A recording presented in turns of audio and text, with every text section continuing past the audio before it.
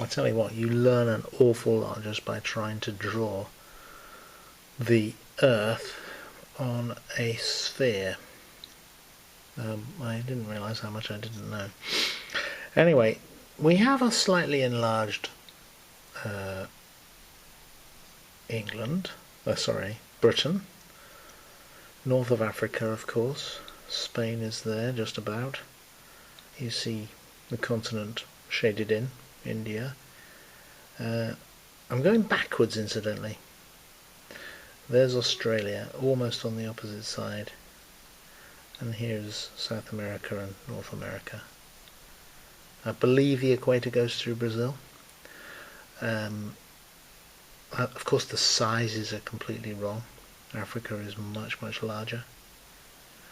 But if we look down from the top, we can see the Arctic, and I haven't shown the Antarctic continent because it's white. Bad reason. So, the Earth spins in this direction. Now that really matters. The really important thing is that it spins. So what time is it here in the UK? And what time is it in Africa? I remember sitting in the early dawn in Tanzania once, just soaking up the sounds and the life of the villages around me, slowly coming to life. Beautiful. That was on a school exchange. Dawn comes, and then suddenly Africa and the UK are in the light. Now, of course, the United States and South America are behind us, as it were, going into the sun. Or maybe they're a long way ahead, depending on which way you look at it. Australia almost.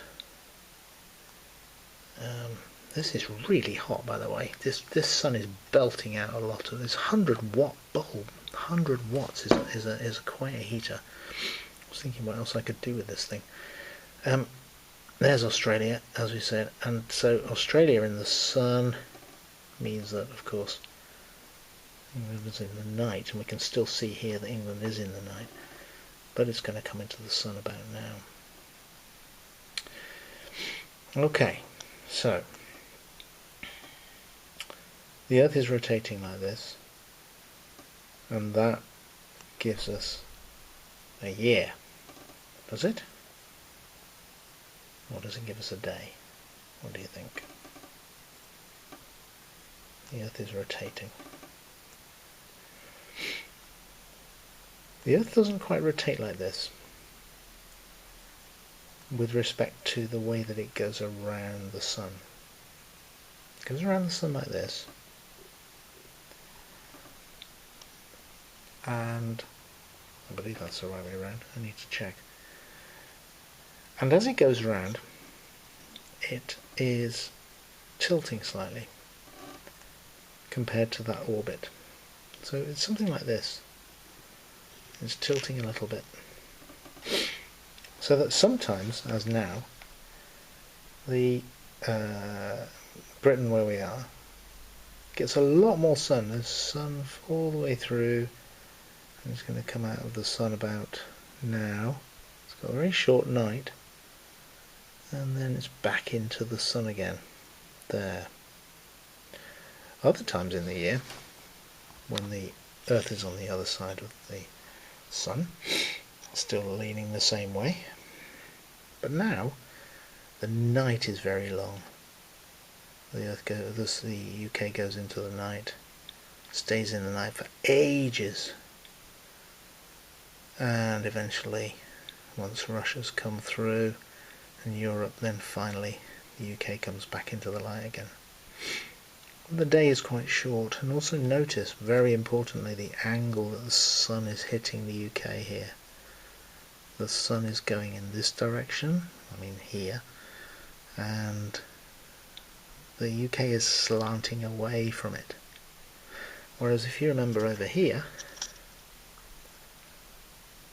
when the the UK is in the summer. Look at where the sun is now, and in my version here, it's practically overhead. It's just beaming straight down onto it. That explains the seasons in a way that distance from the sun doesn't at all. The distance from the sun doesn't change in that way with the seasons, but the angle changes and the length of the day changes, and that's what we mean.